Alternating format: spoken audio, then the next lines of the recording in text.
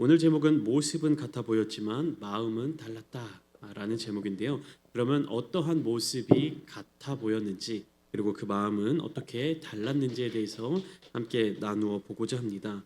계속해서 초대교회의 이야기가 이어지고 있죠. 초대교회는 성령의 충만함 가운데 태어난 거룩한 공동체였습니다. 사람들은 그 안에서 자발적으로 자신의 소유를 나누며 교회를 세워갔습니다. 우리가 지난 시간 함께 나누었습니다. 사도행전 4장 36절부터 37절까지 말씀에는 한 사람의 인물이 소개되고 있습니다. 그는 별명이 바나바라고 불렸던 레위 사람으로서 밭을 팔아 그 값을 사도들의 발 앞에 두었습니다. 바나바의 헌신은 강요된 것이 아닌 기쁨과 믿음에서 나온 자발적인 행위였습니다. 사도행전 4장 36절과 37절 말씀을 제가 한번 읽어드리겠습니다. 구브로에서 난 레위족 사람이 있으니 이름은 요셉이라 사도들이 일컬어 바나바라 번역하면 위로의 아들이라 하니 그가 밭이 있음에 팔아 그 값을 가지고 사도들의 발 앞에 두니라. 이것이 사도행전 4장의 마지막 부분이었어요. 바나바라고 하는 사람이 자기의 가진 소유를 팔아 자기가 가진 밭을 팔아서 그 값을 사도들의 발 앞에 두었다라는 것이죠. 내가 가진 것을 사도들의 발 앞에 두었다. 누군가의 발 아래에 두었다라는 것은 무엇이냐? 나의 소유권이 더 이상 나에게 있지 않습니다. 이것의 소유권이 더 이상 나에게 있지 않습니다. 당신에게 있습니다. 라는 의미예요. 그러니까 밭을 판 값, 그 돈을 내가 가지고 있다가 그 돈을 사도들의 발 앞에 두었다라는 이야기는 무엇이냐? 나의 좀 전까지는 나의 돈이었지만 내가 당신들에게 드리니 나의 소유를 포기하겠습니다. 이제 이것은 당신들의 소유입니다. 라는 어떤 표현인 것이죠. 쉽게 말하면 바나바는 자기가 가진 재산, 밭을 팔아서 교회에 헌금을 한 것이죠. 그는 교회에 생명을 불어넣는 정직한 사람이었습니다. 그러니까 교회가 교회되게 초대교회가 점점 아름다운 모습으로 부흥되는 그 과정 가운데 굉장히 중요한 역할을 한 사람이었다라는 사실을 성경이 이 말씀을 통해서 우리에게 알려주고 있는 것이죠. 이어서 오늘 본문 5장의 이야기가 시작되고 있습니다. 오늘 본문 속에서 등장하고 있는 사람들은 아나니아와 삽비라라고 하는 부부예요. 남자와 여자 부부입니다. 바나바와는 전혀 다른 부부가 등장하지만 그들은 바나바의 모습과 동일한 모습, 바나바의 모습과 비슷한 모습을 보이려고 했던 사람들입니다. 그러니까 무슨 말이냐? 실상은 달라요. 바나바의 실상과 이 아나니아와 삽비라의 실상이 다른데 이들이 생각할 때 자신들의 모습과 바나바의 모습이 교회 성도들에게 보여지기에는 동일하게 보여지기를 원했다라는 것입니다. 본질은 다르지만 겉으로 드러나 보이는 모습이 내가 바나바의 모습과 동일하게 보여지고 싶다라는 그 마음이 담겨져 있는 것입니다. 그런데 이것은요 긍정적인 의미로 기록되어 있는 성경이 아니에요. 그러니까 긍정적인 의미로 나는 부족하지만 저 사람을 닮아가고 싶다. 저 사람에게 있는 긍정적인 모습을 내가 배워가고 싶다. 이런 의미가 아니라 저 사람의 마음가짐을 내가 갖지 않고 저 사람이 행한 어떤 노력을 하지 않고 저 사람이 취한 어떤 태도를 취하지 않으면서 저 사람이 누린 칭찬과 영광을 내가 누리겠다라고 하는 그 마음이 담겨져 있는 것입니다. 그들은 헌신하는 척 했지만 속으로는 거짓으로 가득 차 있던 사람이었습니다. 그들은 겸손한 척 했지만 속으로는 자기를 과시하는 마음으로 가득 차 있었던 부부였습니다.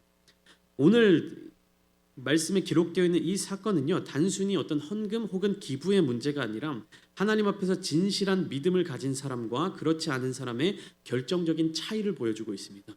그러니까 우리가 겉으로 드러나 보이는 모습이 어떠한가를 떠나서 그 모습으로 그 행동을 가지게 된 근본적인 마음의 원인, 그 근원을 따져 들어갈 수밖에 없다라는 것입니다.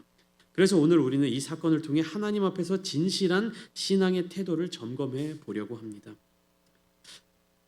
아나니아와 삽비라 사건, 이것을 통해서 우리는 죄의 본질에 대해서 깨달을 수가 있는 것이에요. 무엇이냐? 바나바라는 사람은요 그 사람의 행동이 무엇을 목적으로 하고 있었느냐? 예수님을 사랑하는 것, 헌신, 자기의 어떤 헌신을 통해서 교회가 세워져 가기를 바랬던 것입니다. 그러나 아나니아와 삽비라는요, 헌신은 겉으로 드러나 보이는 모습이었고, 헌신하는 척 그 이미지를 세우는 것이 목적이었고, 실상은 무엇이냐? 칭찬받기를 원했다라는 것이에요. 여러분, 이것은 굉장히 중요한 사실을 우리에게 알려줍니다.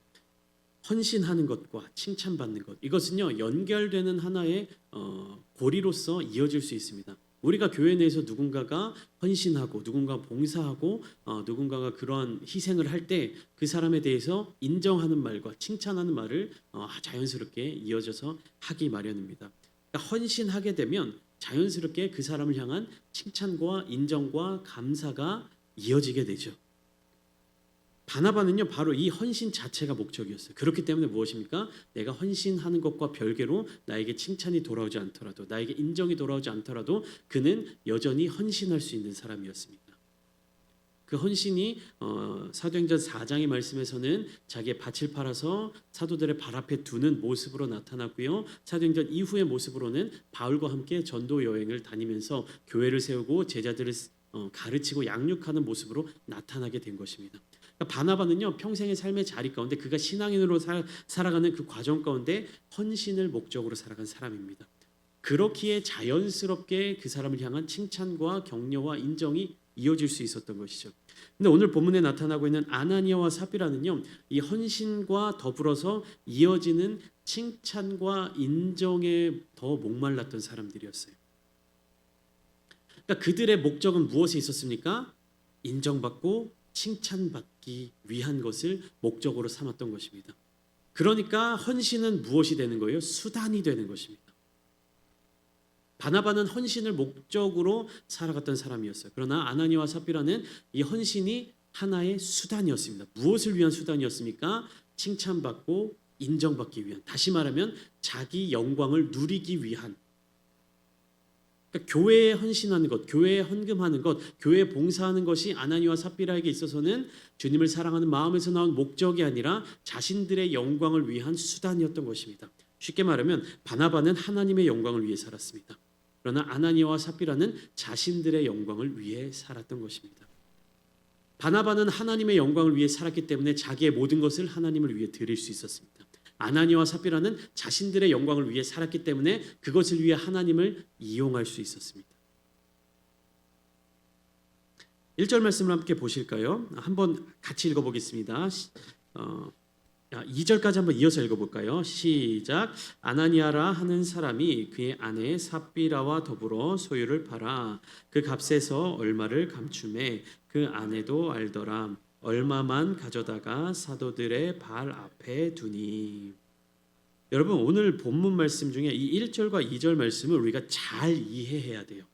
우리가 본문을 쭉 같이 봉독하면서 아나니아와 삽비라가 어떠한 결말을 맞이하였는지를 다 알게 되었습니다. 어떻게 되었죠? 결론을 이야기하면 두 사람 모두 죽었습니다. 하나님께 심판을 받아서 죽었습니다. 그러면 이 두 사람이 왜 죽었는지에 대해서 우리는 정확하게 이해해야 돼요. 이 두 사람이 왜 하나님 앞에 심판을 받아서 죽게 되었는지를 정확하게 이해해야 하는 것입니다. 많은 사람들이 어떤 성도님들은 이 아나니아와 삽비라가 죽게 된 이유가 무엇으로 생각하냐면 그들이 소유를 판 것의 일부만을 드렸기 때문에 죽었다라고 판단하시는 경우들이 있습니다. 그러니까 소유를 판 값의 100%를 다 드리지 않고 일부만을 드렸기 때문에 죽었다. 전부를 드렸으면 죽지 않았을 것이다 라고 이해하는 분들이 계십니다. 근데 그것은 사실과는 조금 다릅니다. 그러니까 전부를 드리지 않았기 때문에 죽은 것이 아니에요. 전부를 드리지 않았기 때문에 심판을 받은 것이 아닙니다. 그러니까 이 두 사람이, 그러니까 부부가 죽은 것은요 죄로 말미암은 심판입니다. 하나님 앞에 용서받을 수 없는 큰 죄를 저질렀기 때문에 그 현장에서 심판을 받아서 죽게 된 것이에요. 그러면 우리가 섬세하게 들어가 보면 어떠한 행동들이, 이 아나니아와 삽비라가 행했던 행동들 중에 어떤 행동들이 심판을 받을 죄였는가, 용서받지 못할 죄였는가라는 것을 하나씩 살펴보는 것이 좋겠죠. 1절 말씀을 보시면 아나니아라고 하는 이 남자가 그의 아내 삽비라와 더불어서 자기의 소유를 팔았습니다. 여러분, 자기가 가진 소유를 판 것은 죄입니까? 죄가 아닙니까? 죄가 아니죠. 내가 가진 소유를 어떻게 처분하는 것은 그 사람에게 주어진 권리입니다. 그리고 자유인 것이죠. 그러니까 소유를 팔았다라는 것 그 자체는요 죄가 아닙니다. 자, 2절 말씀을 보시면 소유를 판 돈이 나왔죠. 그 값이 나왔습니다. 그 값에서 얼마를 감추었다. 그리고 얼마만 가져다가 사도들의 발 앞에 두었다. 그러니까 얼마를 감추었다라고 하는 이 행위는요. 이것은 죄일까요, 아닐까요? 제가 답을 알려드리면 이 얼마를 감춘 것은 죄가 아니에요. 그러니까 표현이 얼마를 감추었다라고 해서 무엇인가를 속이거나 숨기거나 한 것으로 이해할 수 있지만 이 얼마를 감추었다라는 것은요. 얼마를 나누었다라는 것을 의미합니다. 그러니까 내가 가진 소유를 다 팔아서 예를 들면 100만 원의 금액이 이렇게 나왔습니다. 근데 그 100만 원 중에 내가 30만 원을 이렇게 구분해서 분리시켜 놨다라는 것이요. 이것은 죄가 아니에요. 자, 2절 후반부에 얼마만 가져다가 사도들의 발 앞에 두었다. 이것은 죄입니까? 죄가 아닙니까? 죄가 아닙니다. 이해가 되시죠? 자, 다시 내가 소유를 팔았습니다. 100만 원의 금액이 내 수중에 떨어졌어요. 그 중에 한 30만 원 정도를 내가 떼어놨습니다. 그럼 나머지 70만 원 중에서 또 거기에서도 한 30만 원 정도 떼어서 사도들의 발 앞에 두었습니다. 그러니까 헌금을 드렸습니다. 이것도 죄가 아니에요.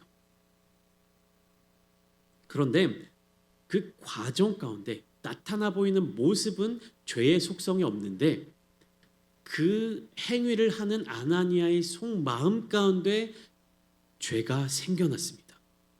다시 설명드릴게요. 소유를 판 것도 죄가 아닙니다. 소유를 판 것 중에서 그 값을 얼마를 나누고 얼마를 구분하는 것도 죄가 아닙니다. 그런데 무엇이 죄였느냐? 3절 말씀입니다. 베드로가 이르되 아나니아야 어찌하여 사탄이 내 마음에 가득하여 내가 성령을 속이고 땅값 얼마를 감추었느냐라고 이야기하고 있어요. 무엇이 죄입니까? 성령을 속인 것이 죄예요. 성령을 속인 것이 죄입니다. 땅을 판 것도 죄가 아니고 그 값을 이렇게 구분하여 둔 것도 죄가 아니라고 말씀드렸습니다. 그것을 베드로도 정확하게 얘기하고 있어요. 4절 말씀에 이렇게 얘기하고 있죠. 땅이 그대로 있을 때에는 내 땅이 아니며 판 후에도 내 마음대로 할 수가 없더냐 이렇게 물어보는 거예요. 그러니까 땅이 그대로 있을 때에는 네 땅이다. 그 땅을 판 후에도 네 마음대로 할 수 있었다라고 베드로가 이야기하는 것이죠. 어찌하여 이 일을 내 마음에 두었느냐? 사람에게 거짓말한 것이 아니요 하나님께로다. 이 말이 무엇입니까? 하나님께 거짓말을 했다. 베드로가 그것을 정확하게 간파한 것입니다. 여러분, 헌금의 액수보다 중요한 것은 진실한 마음이에요. 우리가 아나니아라는 이 사람이 자기가 판 소유의 전부를 100%를 헌금으로 드리지 않아서 심판을 받았다라고 하는 오해를 멈춰야 합니다. 정확하게 말씀드릴게요. 소유를 팔아서 그 값의 10%만 드려도 그것이 죄가 되지 않습니다. 5%만 헌금으로 드려도 죄가 되지 않습니다. 100만 원의 소유를 내가 가졌다고 해서 그 중에서 일부만 뭐 한 만 원, 2만 원만 헌금으로 드렸다고 해도 그것은 죄가 아닙니다. 무엇이 죄냐?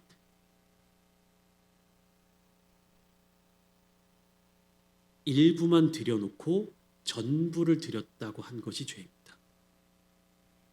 왜 그렇습니까? 일부를 드려놓고 무엇을 취하고 싶었냐면 전부를 드린 것의 영광을 얻고자 한 것이 하나님께 드려야 될 영광을 자기에게로 돌리고자 한 것입니다. 그 과정 가운데 성령을 속이고 하나님께 거짓말하는 과정이 추가되었기 때문에 아나니아는 심판을 피할 수가 없었던 것이에요. 우리가 이해하기 쉽게 그냥 내가 뭐 50만큼의 일을 했으면 50만큼의 인정을 받고 칭찬을 받으면 됩니다. 100만큼의 일을 했으면 100만큼의 인정을 받고 칭찬을 받으면 됩니다.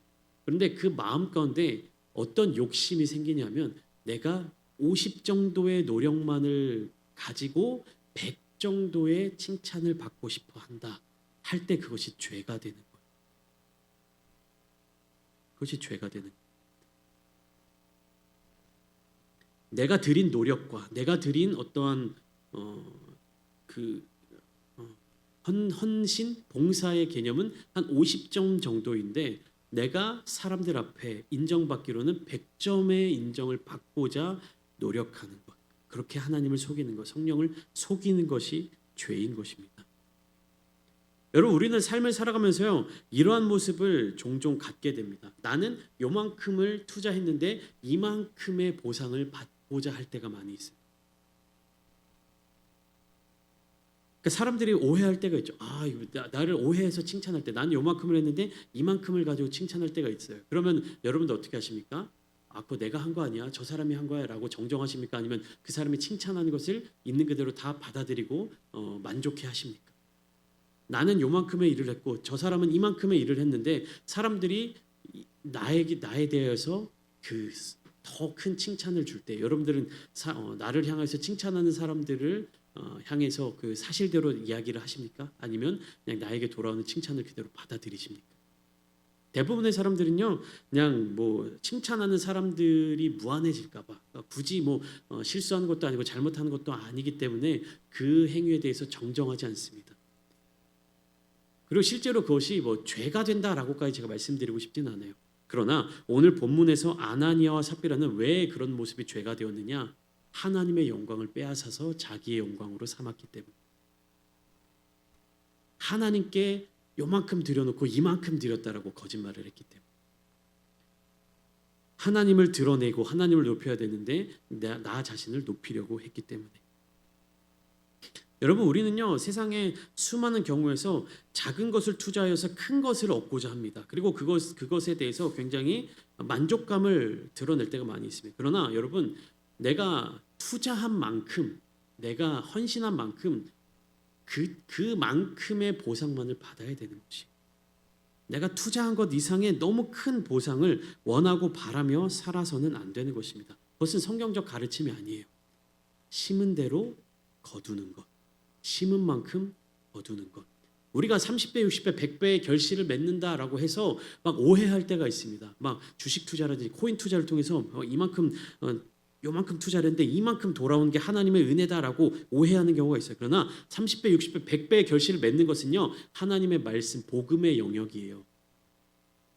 재물의 영역도 아니고요, 나의 어떤 뭐 스펙의 영역도 아니고요, 영광의 영역도 아니고, 다른 영역이 아니에요. 하나님의 말씀, 복음의 영역입니다.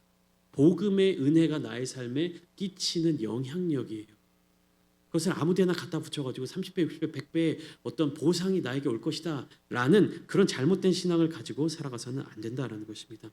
쉽게 말하면 아나니아의 이 태도는 무엇이냐? 일부만 들여놓고 마치 전부인 것처럼 꾸며냈습니다. 이것은 단순한 헌금이 아니에요.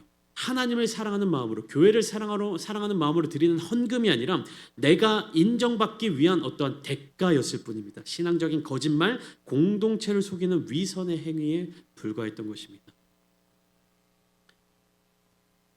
이것은 하나님의 영을 속인 일입니다. 그리고 베드로는요, 아나니아가 이러한 짓을 벌이게 된 원인에 대해서 그 마음에 사탄이 가득하였다라고 이야기를 하고 있습니다. 하나님은 중심을 보시는 분이라고 말씀드렸습니다. 경건한 척하는 삶을 가볍게 여기지 않으세요. 겉으로 드러나 보이는 모습만 경건한 삶으로 포장되어 있는 것을 하나님은 그냥 넘어가지 않으십니다. 여러분, 헌신하지 않는 것 자유입니다. 헌신하지 않을 수 있습니다. 그러나 헌신하지 않음에도 불구하고 내가 마치 크게 헌신한 것처럼 거짓으로 포장된 모습은요, 반드시 하나님의 심판을 불러오게 되는 것이에요. 오늘 본문 말씀을 보시면 심판은 즉각적으로 나타났습니다. 아나니아는 그 자리에서 죽게 되었어요. 이는 단지 개인의 죽음이 아니라 공동체의 정결함을 위한 하나님의 개입이었습니다. 우리가 레위기의 말씀을 수요일마다 나누고 있습니다. 레위기는요, 공동체의 정결을 굉장히 강조하고 있는 성경이에요. 그래서 그 개인의 부정함에 대해서 철저하게 분리될 수 있도록, 개인의 부정함을 철저하게 관리할 수 있도록 그렇게 명령하고 있는 말씀이 레위기입니다. 그만큼 공동체 안에서 거룩함, 정결함이 중요하다라는 것이에요. 영적으로도 육적으로도 공동체를 더럽히게 만드는 것, 그리고 그 더러움이 확산되어져 가는 것을 하나님은 분명하게 경계하셨습니다. 아나니아의 이 태도는요, 교회라고 하는 이 공동체 가운데 부정적인 영향을 끼치는 아주 악한 행위였습니다. 하나님을 속이는 행위였습니다. 이것을 하나님이 즉각적으로 막으셨다라는 사실입니다. 공동체는 이러한 모습에 함께 책임을 져야 합니다. 6절 말씀을 보면 젊은 사람들이 일어나 시신을 싸서 메고 나가 장사하니라라고 되어 있습니다. 젊은 사람들이 그 시신을 메고 나갔다라는 사실은요, 공동체 안에서 이 아나니아의 행위에 대해서 함께 책임을 지는 자들이 있었다라고 하는 사실을 보여주는 것이에요. 공동체는 그러한 모습에 대해서 함께 책임지는 곳이어야만 합니다. 자, 이어서 7절 말씀부터 보면 7절 이렇게 시작되고 있죠. 3시간쯤 지나 그의 아내가 그 일어난 일을 알지 못하고 들어오니, 그러니까 아나니아가 지금 어떻게 됐습니까? 죄로 말미암아 죽었습니다. 한 3시간쯤 지나서 삽비라가 이제 그 남편에게 되어진 일을 알지 못한 채 사도들 앞에 나온 것이죠.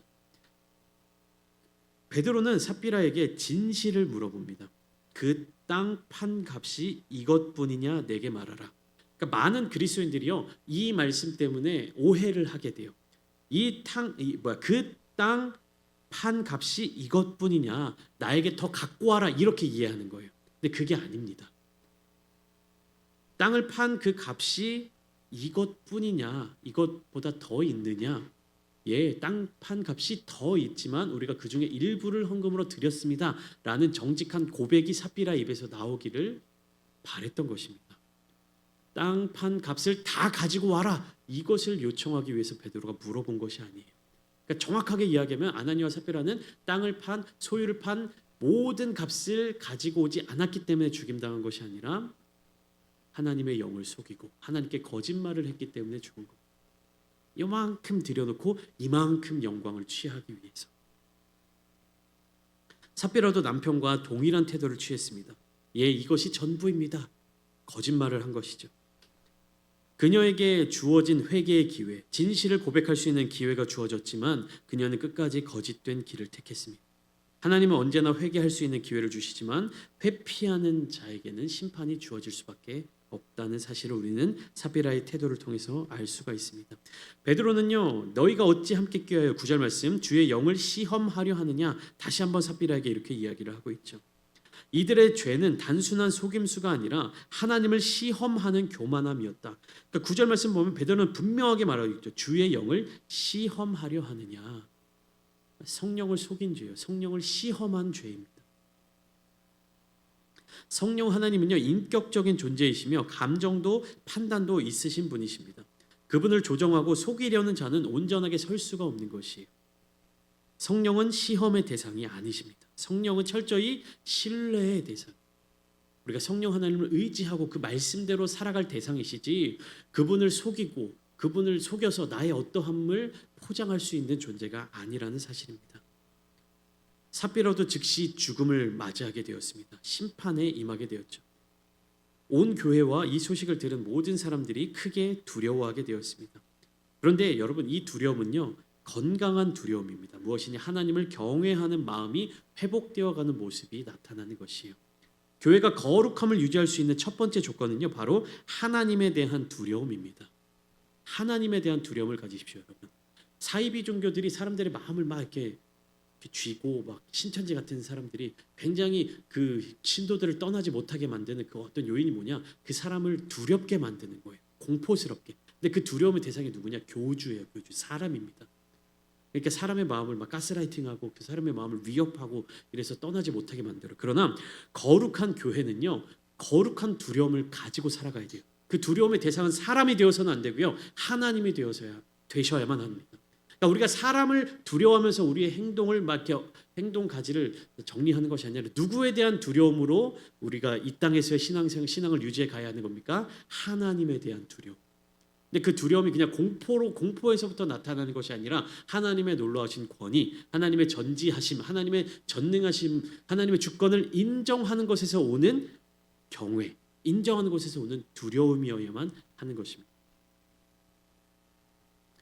우리가 하나님이 아버지 되어 주시는데 하나님을 그냥 공포의 존재로, 두려움의 존재로 그렇게 대해서는 올바른 관계가 맺어지지 않죠. 그러나 우리가 인간 관계에 있어서 부모 자식 간의, 아버지와 자식 간의 관계에서 볼 때 아버지와 친밀한 관계를 유지하는 것도 좋지만 아버지의 권위가 세워져 있을 때, 자녀들이 아버지를 존경하는 마음이 있을 때 그 관계가 더욱더 건강한 관계로 이어지듯이 우리가 하나님을 경외하는 것이 바로 그러한 모습입니다.